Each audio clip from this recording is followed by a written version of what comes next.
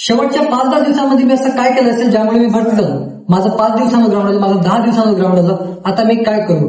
मनात थोडीशी भीती वाटते. शेवटच्या 5-10 दिवसांमध्ये ग्राउंडचे कसे नियोजन करायचे, 1600 कशी मारायची आणि गोळा कसा आउट फेकायचा.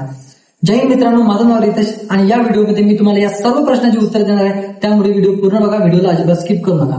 तर काय होते माहितीये का, जशी जशी आपल्या ग्राउंडची तारीख जवळ येत जाते तसाच आपल्या अंगामध्ये एक वेगळाच जोश येतो की बाबा यावेळेस काहीही झालं तरी चालेल, मला भरती व्हायचं म्हणजे व्हायचं आहे. आणि याच जोशमध्ये जास्तीत जास्त मुलं हे गोंधळून जातात की बाबा आता प्रॅक्टिस कशाची करायची, नेमकं आपण 1600ची प्रॅक्टिस करायची, गोळाची करायची की 100 मीटरची करायची. तर मित्रांनो, गोंधळून जायचं काहीही कारण नाही. ज्याला असं वाटतं की बाबा आपला गोळा नाही त्याने 100 आणि 1600 ताकद न मारायची, आणि ज्याला असं वाटतं की आपली 1600 आणि 100 थोडी वीक आहे त्याने गोळा आउट टाकायची ताकद ठेवायची. आणि जास्तीत जास्त मुलांच्या तोंडामधून मी असं ऐकलंय की बाबा जर का आपण रनिंगची थोडी जास्त प्रॅक्टिस केली की गोळा हा कमी जातो. आणि हे थोडक्यात बरोबर सुद्धा आहे. कारण काय होते माहितीये का, रनिंग केल्यामुळे आपली बॉडी जी आहे ही रिकव्हर होत नाही. म्हणजेच रनिंग केल्यानंतर आपली बॉडीचे हे गोळ्याकडे रिकव्हर व्हायला पाहिजे, त्या कारणाने आपला गोळा हा जात नाही. म्हणजे बॉडी रिकव्हर नसल्या कारणाने आपला गोळा जो आहे हा जास्त रनिंग केल्यामुळे जात नाही. आता असं व्हायला नाही पाहिजे म्हणून आपण काय करायचं, तर शेवटचे हे जे 10-15 दिवस आहे या फक्त 10-15 दिवसांमध्ये आपण काय करायला पाहिजे की जर का आपलं मेन वर्कआउट हे संध्याकाळी असेल, म्हणजे आपली जी डेलीची रनिंग आहे ही तुम्ही जर संध्याकाळी करत असाल तर गोळा मात्र तुम्ही हा फक्त सकाळी फेका. आणि जर का तुमचं मेन वर्कआउट हे सकाळी करत असाल, म्हणजे जी तुमची डेलीची रनिंग आहे तुम्ही सकाळी करत असाल तर गोळा मात्र तुम्ही संध्याकाळी फेका. कारण काय होतं माहिती आहे का, तुमच्या बॉडीला जे आहे ही रिकव्हरी भेटते, म्हणजे गोळा टाकण्यासाठी तुमची बॉडी ही रिकव्हर होते.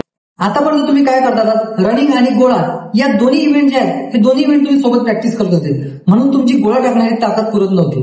मला माहिती आहे की बाबा तुमच्याला हा सुद्धा प्रश्न येत असेल की भरतीच्या दिवशी आपल्याला गोळा आणि रनिंग हे दोन्ही इव्हेंट जे आहेत हे दोन्ही इव्हेंट आपल्याला सोबत एका मागोमाग करावे लागते.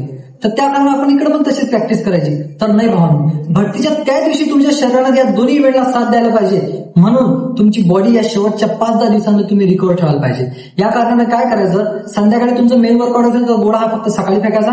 म्हणजे सकाळी जर का तुम्ही गोळा फेकत असाल तर थोडीशी वॉर्मअप 10 मिनिट रनिंग करायची, जेणेकरून तुमची बॉडी जी आहे हे गरम होईल. आणि संध्याकाळी फक्त रनिंगवर कॉन्सन्ट्रेशन करायचं. कारण काय होते माहितीये का, समजा एखादा मुलगा हा रनिंग करण्याआधी गोळा फेकत असेल आणि समजा त्याने 20 गोळे फेकले, 20 गोळ्यापैकी त्याचा एकही गोळा आउट ऑफ गेला नाही, तर तो काय होतो, डिप्रेशन मध्ये जातो.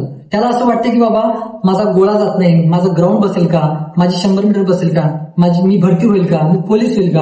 म्हणजे त्याच्या डोक्यात सारखे हे विचार असले विचार चालू राहतात की बाबा मी भरती होईल की नाही होईल.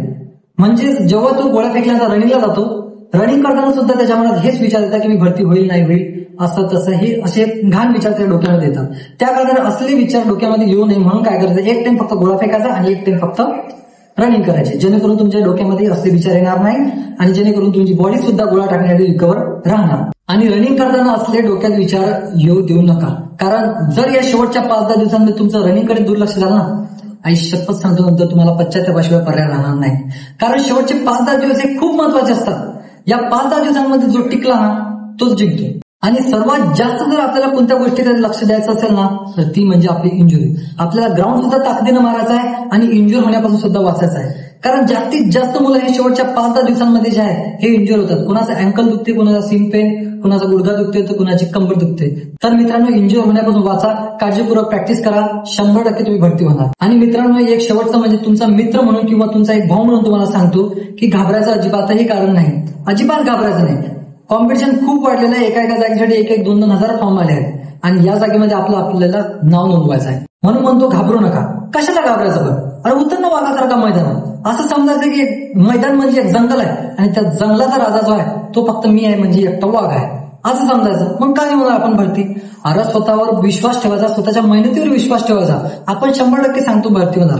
आणि शेवटच्या 5-10 दिवसांमध्ये माहितीये का आपल्याला अशी प्रॅक्टिस करायची आहे की प्रत्येक दिवशी आपल्याला असं वाटलं पाहिजे की आज जितकी मी प्रॅक्टिस केली ना तितकी आजपर्यंत कोणीही नसेल केली.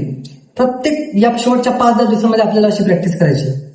म्हणून मित्रांनो, चांगली प्रॅक्टिस करा, चांगली मेहनत करा, भरती व्हा, आई वडिलांचे स्वप्न पूर्ण करा. आणि तुम्हाला कुठलीही अडचण आली मला तुम्ही व्हिडिओमध्ये कमेंट करू शकता किंवा इंस्टाग्रामवरती डायरेक्ट मेसेज करू शकता. आणि पोलीस भरती अपडेटसाठी चॅनलला सबस्क्राईब करा. जय हिंद.